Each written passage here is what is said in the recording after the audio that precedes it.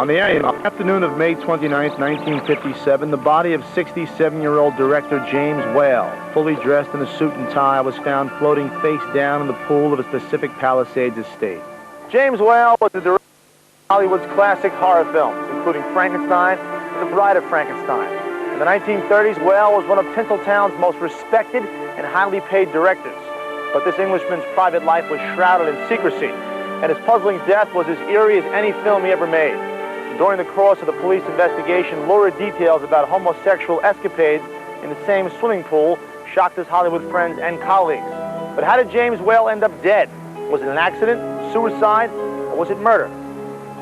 James Whale, as we know, had an invented past. When he became so prominent after the making of Frankenstein, he would tell interviewers sometimes that he had tutors when he was a child and came from a very aristocratic background. And we'll examine the sordid stories about Whale's personal life. The rumors arose Whale was hosting orgies at his Pacific Palisades home. Finally, we'll sort through the theories surrounding his mysterious death. There had been poolside parties, mainly with hustlers, and that he'd gotten into a row with one and been pushed into the pool by accident, and the whole thing was a cover-up. Rumors beyond suicide circulated, death by homosexual rage of another lover, that kind of thing. I'm A.J. Benza. Join me as we unravel the mystery behind the death of director James Whale. Did he create a monster that destroyed his life? 1957 began like any other for retired film director James Whale. But at 2:25 that afternoon, a member of Whale's household staff made a startling discovery. Whale biographer Jim Curtis. The body was found by a maid who had called down to him over the intercom because lunch was ready. When he didn't respond, she went down, saw the body, panicked. Film historian Greg Mank continues. And of course, she was amazed to see him in the pool because he didn't swim. Of course, he was fully clothed as well. And she realized that something terrible had happened. And within minutes, the police were there along with his business manager. The body was fished out of the pool. The only noticeable injury was a bump on Whale's forehead. Because of the blow on the head, that led to some of the rumor that perhaps he had been beaten or killed or something the night before and actually thrown into the pool. Now the question became, how did James Whale end up in the pool? Well, not so fast. See, to fully understand the man and his story, we really have to take a look at his intriguing past. James Whale was a man who kept many secrets, not the least of which was the truth about his ancestry. In America, Whale presented himself as an English aristocrat, but in reality, the Whale family was not likely to be found sipping tea with the Queen. More likely, they were serving it. James Whale came from a very poor background.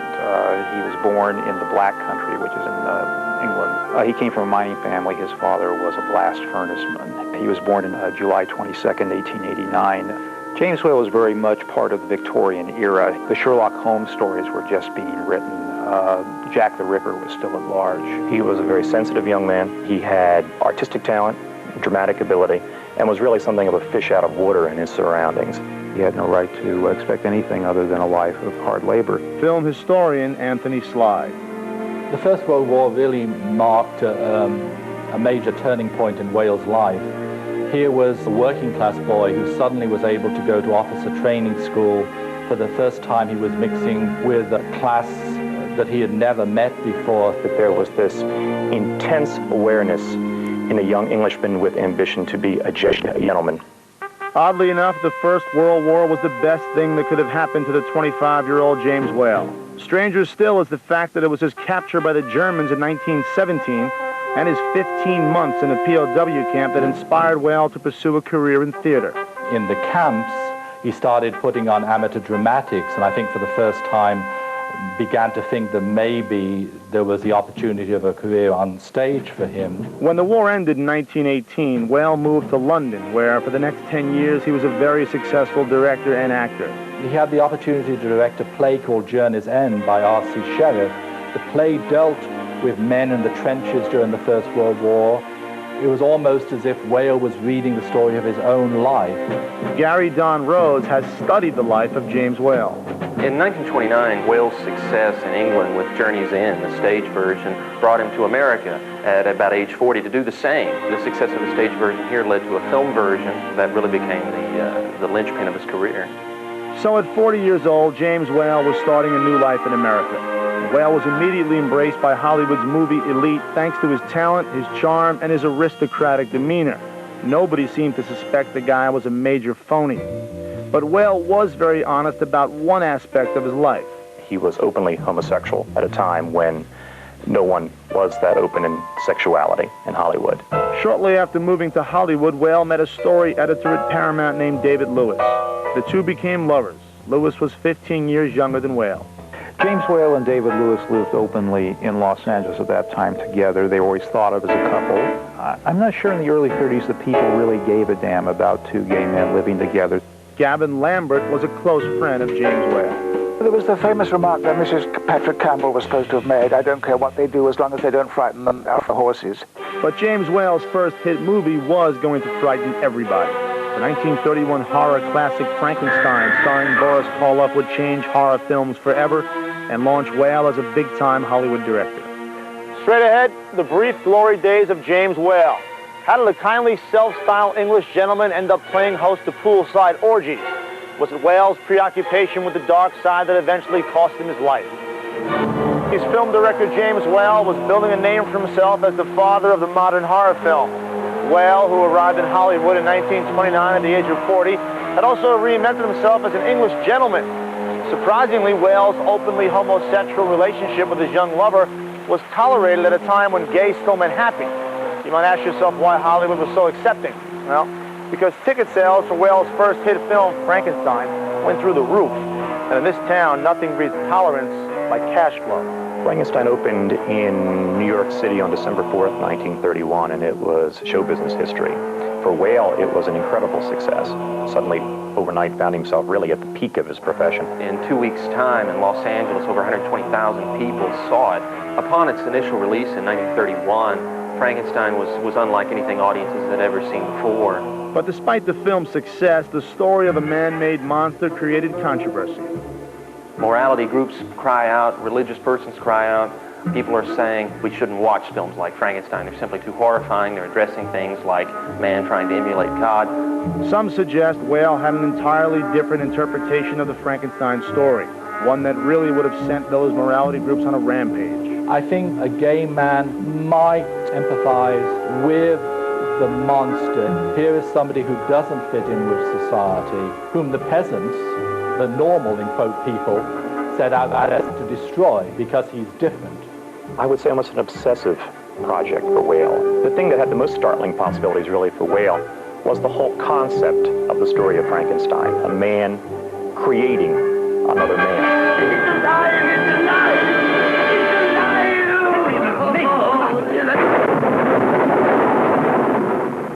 Whale's next monster hit was the sequel to Frankenstein called The Bride of Frankenstein. At first, Whale didn't want to do the film because he was worried that he would be typecast as just a horror film director. But in 1935, he finally relented and made The Bride of Frankenstein. That film, I believe, is really where you see all of his interests come together. So The Bride of Frankenstein really became probably the most personal vision of Whale's career. The Bride of Frankenstein, starring Elsa Lanchester as the bride, was a huge box office hit, even bigger than Frankenstein. Certainly in the period from about 1933 to 1936, Whale was at the height of his power as a director, probably one of the best paid directors in Hollywood. Whale began to enjoy the trappings of success. In 1937, Whale and his companion David Lewis moved into a lavish estate in Pacific Palisades. The two seemed to live a very sort of quiet existence. They didn't seem to go out to Hollywood parties. But Lewis, like Whale, was open about his homosexuality if it came up. If the subject didn't come up, then obviously Lewis wouldn't discuss it. For a while, life was good for James Whale, but that was all about to change. Straight ahead, how did a run-in with the Nazis eventually destroy Whale's film career? And what sent him down the hedonistic path to ruin? Whale was a pioneer in the world of horror movies, but his real-life story proved to be as ghastly as anything he ever put on celluloid. I'm A.J. Benza from Mysteries, and Scandals. After the success of Frankenstein and The Bride of Frankenstein, Whale was at the top of the Hollywood food chain. He was beginning to branch out into other genres as well. In 1936, 47-year-old Whale helmed the hit musical Showboat, proving his range as a director. But Whale's tenure at the top didn't last long. Things started to go wrong for James Whale after the Laemmle family sold Universal Pictures in 1936. New owners and new management came in. They weren't accustomed to giving directors such as James Whale the free rein that he had had previously. The Road Back was the first film he was making for the new administration at Universal. It was crucial that he make a hit, that he proved to them that he was a competent director. The film starred a young actor named Larry Blake. His son Michael Blake recalls the 1937 production. It was quite a big thing back then at Universal. I mean, the whole talk on the whole lot, James Whale's Road Back, and everybody wanted to be in it. Everybody wanted to work with Whale. The Road Back was an anti-war movie about World War I, which painted the Germans in a very bad light. Adolf Hitler, not known for being a good sport, started making threats. James Whale suddenly found himself under siege.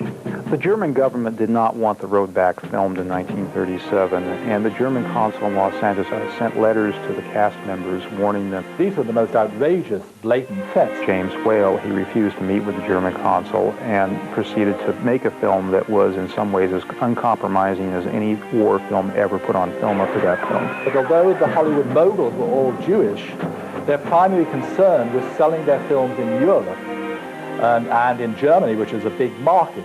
So they were very anxious to compromise with the Nazis in Germany. Keep in mind, folks, that this was 1937, a couple years before things got really ugly in Europe. The Nazi Party stepped in and basically sabotaged the film. They tried to intimidate the people who were in it. After the film was done, they demanded cuts in the film, and Universal, amazingly, caved and made 21 cuts and shot new footage, mostly lame comedy footage. Did you fight in the war? Yes, we finished it up last Tuesday morning at 11 o'clock. He accused the studio of virtually sucking up to Adolf Hitler. Whale walked, so the studio recut the film without him. As a result, the film was critically savage as well as commercially unsuccessful, and James Whale's career never recovered from it. Whale not only lost interest in this film per se and the way it was taken away from him by the studio heads and the whole problem with the German situation, but I think it just kind of bled in and spilled into the other films. The spark that he had was missing from Whale. James Whale made another 7 feature films. By the time he made his last film in 1941, he was disgusted with Hollywood. James Whale, now 52 years old, had become a liability, and Universal Studio execs were looking for any excuse to show him the door.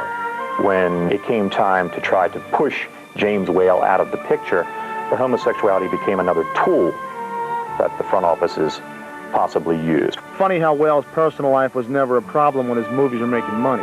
But in 1942, James Whale's contract was not renewed.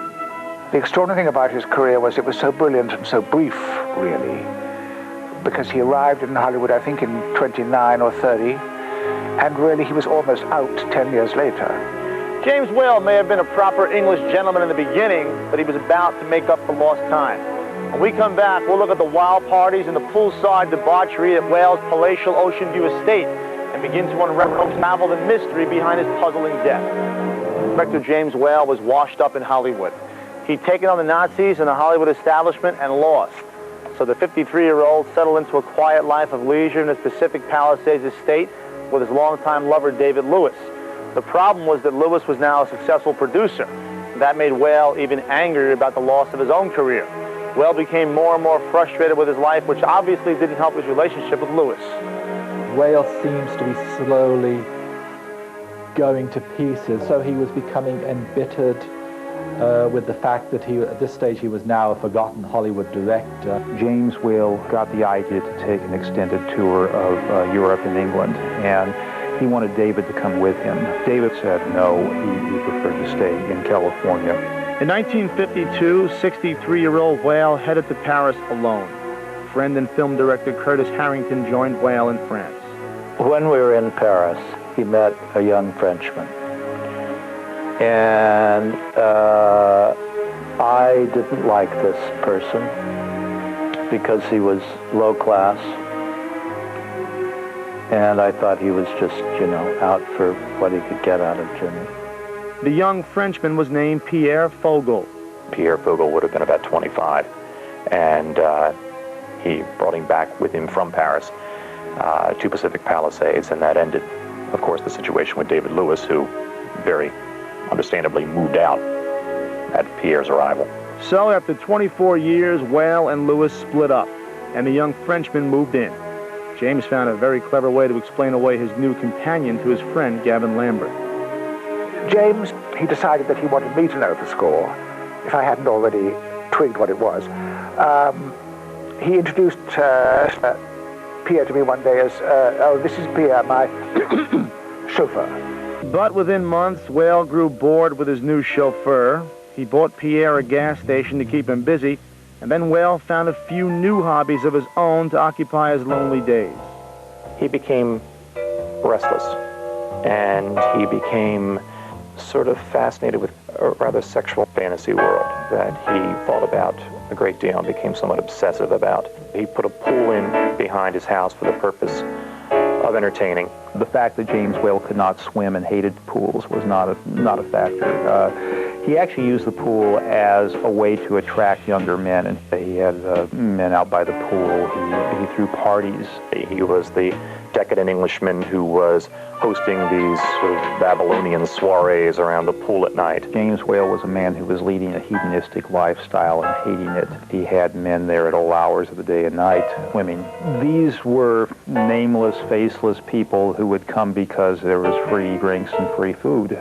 Whale was in serious decline both mentally and physically. In 1956, the 67-year-old Whale suffered the first in a series of strokes.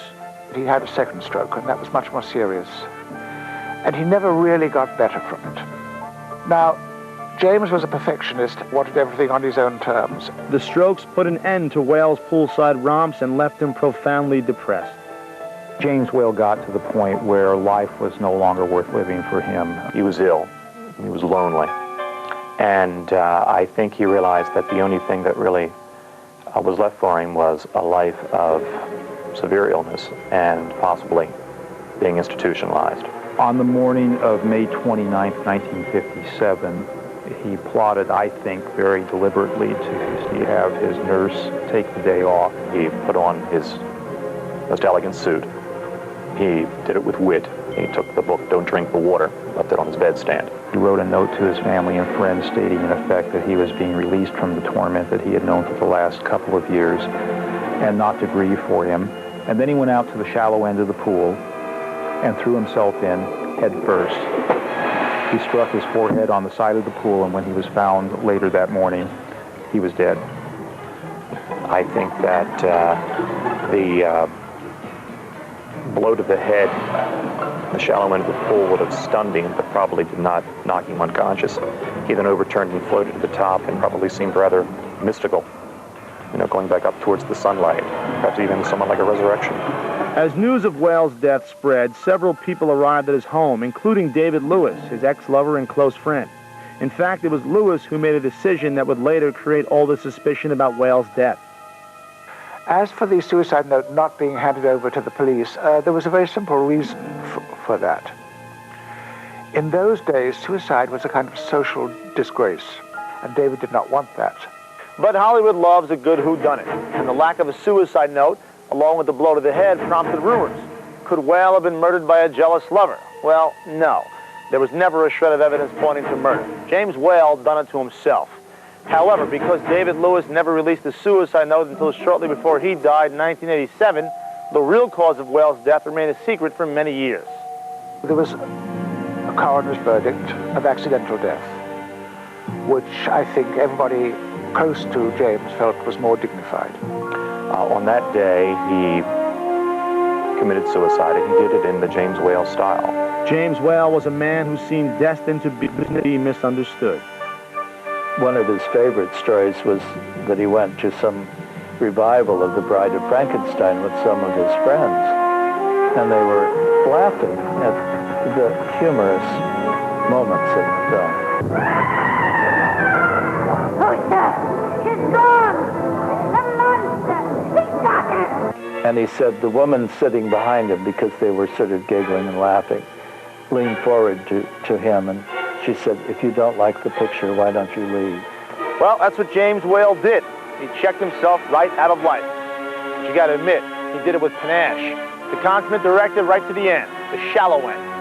I'm A.J. Benza. Join me the next time our paths cross in a state of mind called Hollywood.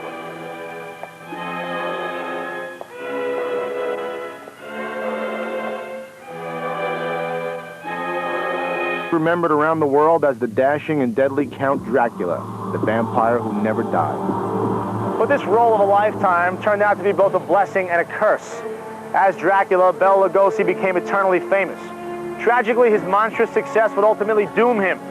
On this episode of Mysteries and Scandals, we'll unearth the sad secret life of the man behind the cape.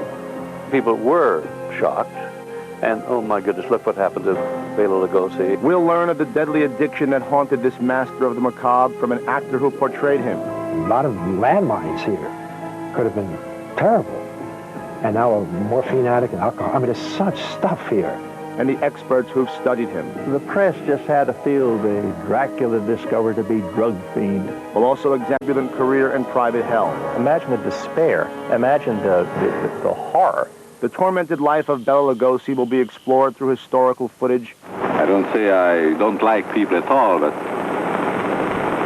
to tell you the truth, I only like them if I have a chance to look deep into their heart. And never-before-seen film clips. A person could get killed that way. As well as heart-wrenching photographs and stirring reenactments.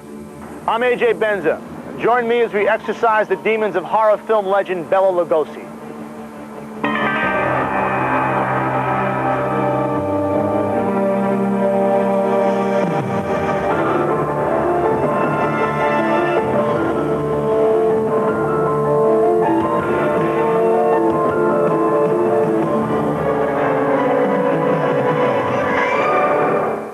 Bela Lugosi was born Bela Blasko on October 20th, 1882 in Lugos, Hungary, just 50 miles from Transylvania, where the Dracula legend is based. Curator of the Hollywood Wax Museum, Jonathan Morrill, explains how Bela's home life was shattered in 1894. When Bela Lugosi was 12 years old, his father died. He walked 300 miles away from his hometown, Lugos, Hungary, to Romania, where he got work as an apprentice in a coal and mining company.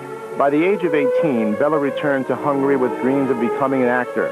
He learned to channel the suffering of his youth into characters he portrayed on stage. David Durston